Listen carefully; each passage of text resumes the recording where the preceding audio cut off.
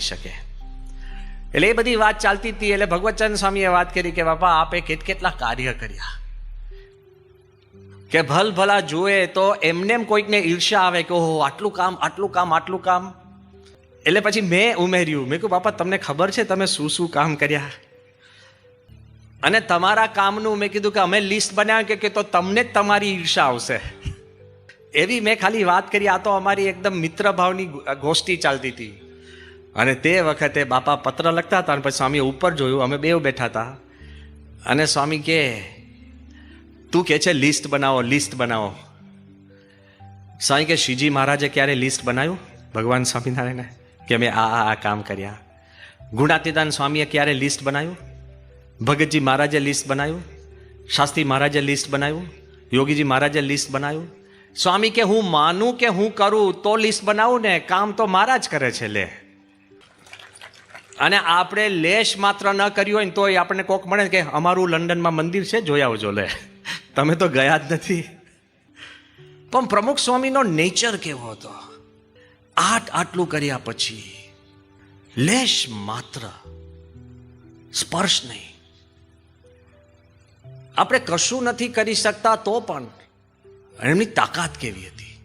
જ્યારે કોઈ વ્યક્તિ નિસ્વાર્થપણે કેવળ ભગવાનને રાજી કરવા માટે કાર્ય કરતી હોય ને, ત્યારે ખુદ ભગવાન એનામાં આવીને કરી જાય. અને એ પોતે નથી બોલતા, એના અવાજમાં ભગવાન આવીને બોલી જાય છે. આ અનુભૂતિ હું તમને કહું, તમે કહો, બીજા કે એવા લાખો માણસોને અનુભૂતિ થઈ છે. પણ આપની આગળ મારે એક પ્રસંગ એટલે કેવો છે કે જે વાત કરી કે મહત્વની ભગવાનની વાત છે, ભગવાનને સ્વીકારવા, આવકારવા અને આપણા જીવનમાં રાખીને આપણા જીવનને મુક્ત કરવું, એ આપણો ધ્યેય છે. તો જ્યારે 2001ની સાલની અંદર ડોક્ટર એપીજે અબ્દુલ કલામ તે વખતે પ્રેસિડન્ટ નહોતા અને ભારતના chief scientific adviser to the prime minister of India A position હતી. DRDO ડિફેન્સ એન્ડ રિસર્ચ ઓર્ગેનાઇઝેશનના પોતે મુખ્ય ડિરેક્ટર તરીકે, ચેરમેન તરીકે એ પ્રમુખ સ્વામી મહારાજ પાસે આવ્યા. અને કલામ સાહેબ પાસે મોટા મોટા નકશા હતા. પોતે અતિ નમ્ર અને નિર્માની.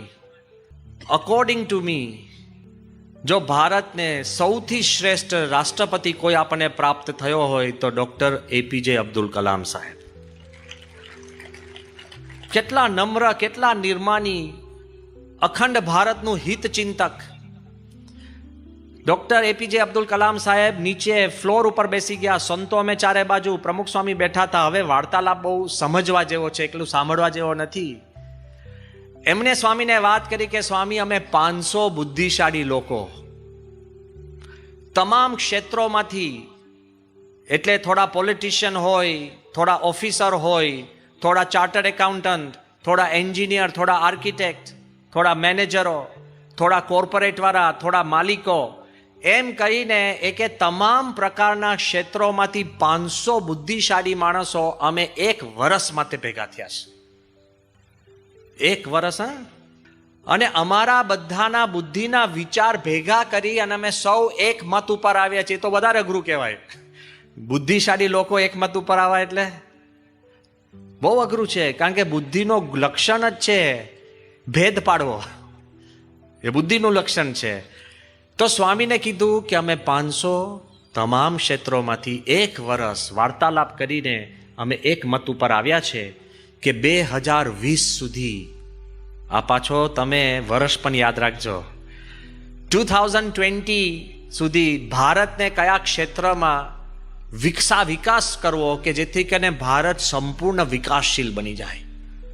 અને પછી બાપાને 5 ક્ષેત્રો કીધા. પહેલું કીધું હેલ્થ એન્ડ એજ્યુકેશન, સ્વાસ્થ્ય અને શિક્ષણ. બીજું કીધું એગ્રીકલ્ચર, ખેતી. ત્રીજી વાત એમણે કરી ઇન્ફ્રાસ્ટ્રક્ચર. ઇન્ફ્રાસ્ટ્રક્ચર એટલે રોડ, રસ્તા, મકાનો, ઇલેક્ટ્રિસિટી, વીજળી, એ વિભાગમાં ભારતને મજબૂત કરવું પડે. ચોથી વાત કરી કે ઇન્ફોર્મેશન ટેકનોલોજી અને કમ્યુનિકેશન. ઇન્ફોર્મેશન ટેકનોલોજી એટલે કમ્પ્યુટર્સ અને કમ્યુનિકેશન એટલે આપણે ત્યાં જે મોબાઈલ આ તે બધું ઇન્ટરનેટ ને બધું કરીએ છીએ એ.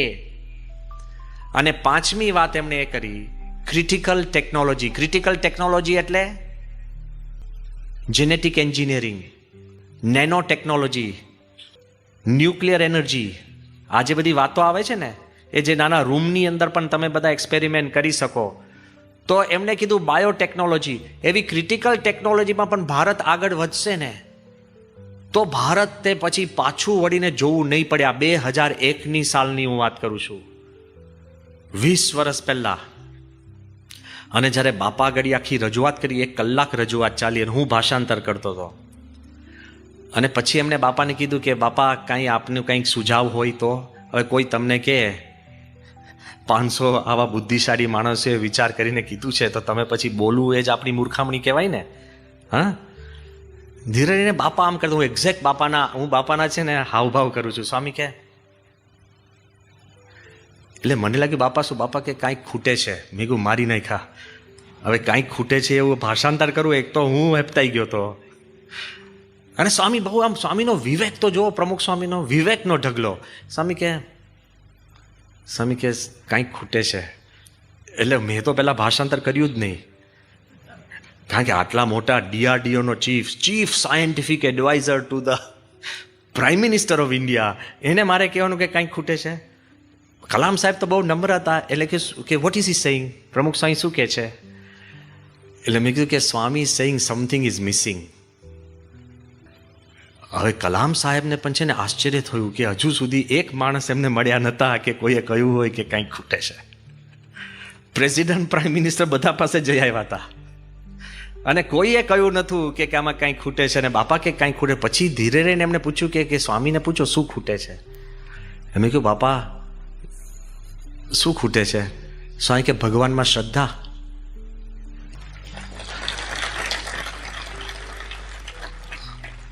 હવે કોઈ વૈજ્ઞાનિકને આવું કહેવાનું યાર, એને કે આપણે કે મોહ માથાનો મેળ ખાય છે?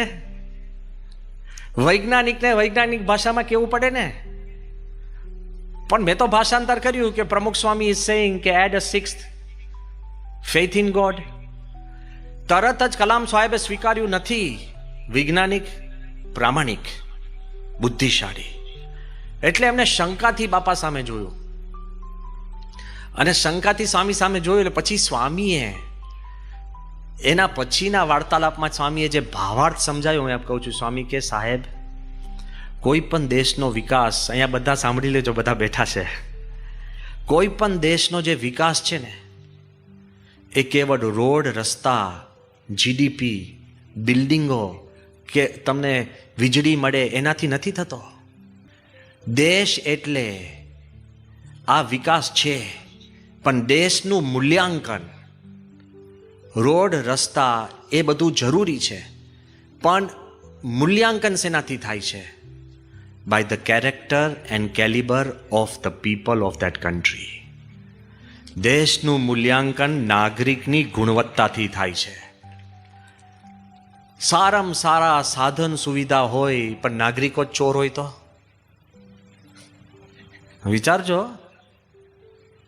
નહીં, આપણે કહીએ છીએ ને ઘણી વાર સંતો કે કોઈક મૂર્તિઓ શોધવા ગયો અને બહુ જ સારો મૂર્તિઓ, પહેલાં પૂછપૂછ કરે કે ભાઈ તારે કંઈ વ્યસન છે કે ના, ભણે છે કે બહુ જ સારું, કમાય છે કે કરોડો, અને બધું પૂછપૂછ કરે કે આટલો બધો સાયો, ડાયો, ડમરો, આવો કોઈ છોકરો મળે અત્યારે આ યુગની અંદર? કાંઈક તો ભૂલે કે તારી એક તો ખોટ હોય ને, કે શું કે જૂઠું બોલવાની.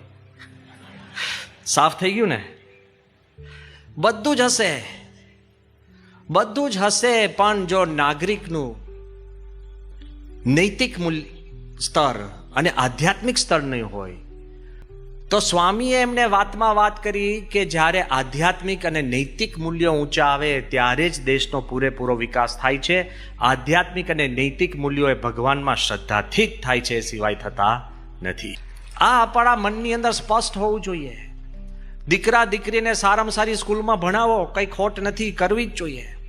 પરદેશ પણ મોકલો, પણ સ્પિરિચ્યુઅલ વેક્સિનેશન આપીને મોકલજો. BAPS નું વેક્સિનેશન આપજો તો દુનિયાના ખૂણે પ્રશ્ન નહીં થાય. સેન્ડ ધેમ એનીવેર, પણ યુ હેવ ટુ, તમે એને આધ્યાત્મિક અને નૈતિક મૂલ્યો આપવા જ પડે છે.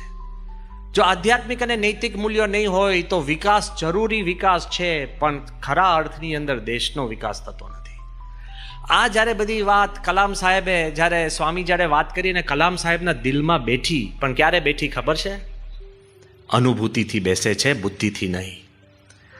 જ્યારે કલામ સાહેબ પ્રમુખ સ્વામીની પાસે બેઠા હતા કલાક, અને પછી જ્યારે ઊભા થયા અને જમાડતા હતા સંતો, ત્યારે કલામ સાહેબે એક વાત કરી, હું આપની આગળ શેર કરું છું.